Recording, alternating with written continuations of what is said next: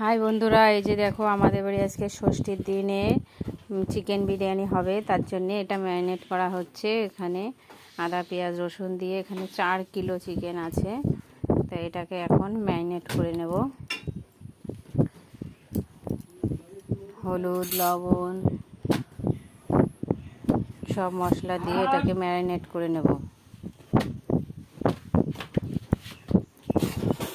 আধা ঘন্টা এটা ম্যারিনেট করে রেখে দেব।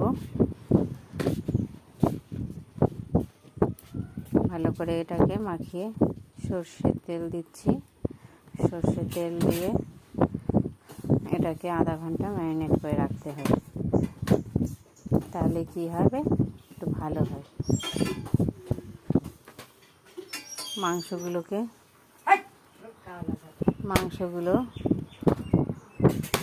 ভাঙবে না। তো এটা এখন মাখিয়ে রেখে দিতে হবে আধা ঘন্টা।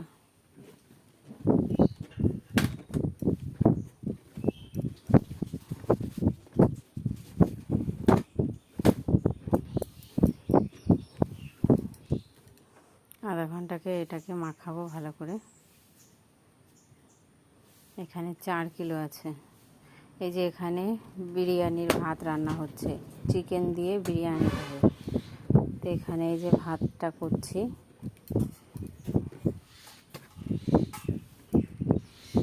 ভাতটা আর একটু হবে, সেই জন্য একটু হাত দিয়ে চিপে দেখলাম। চালটা 2 ঘন্টা ভেজানো ছিল।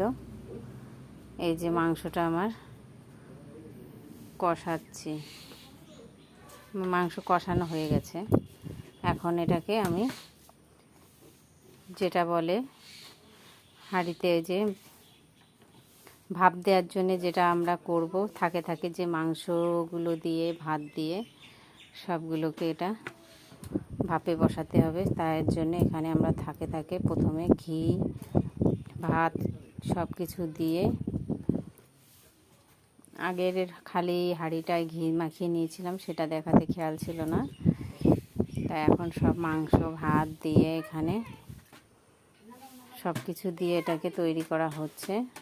এটা হচ্ছে গোলাপ আতর কেওড়া জল একসাথে মিশিয়ে নেওয়া, সেটা এই যে ছড়িয়ে দিচ্ছি।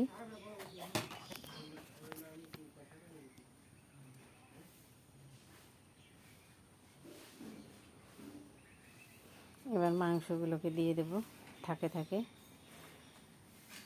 এখানে আমি 3 থাক দেব।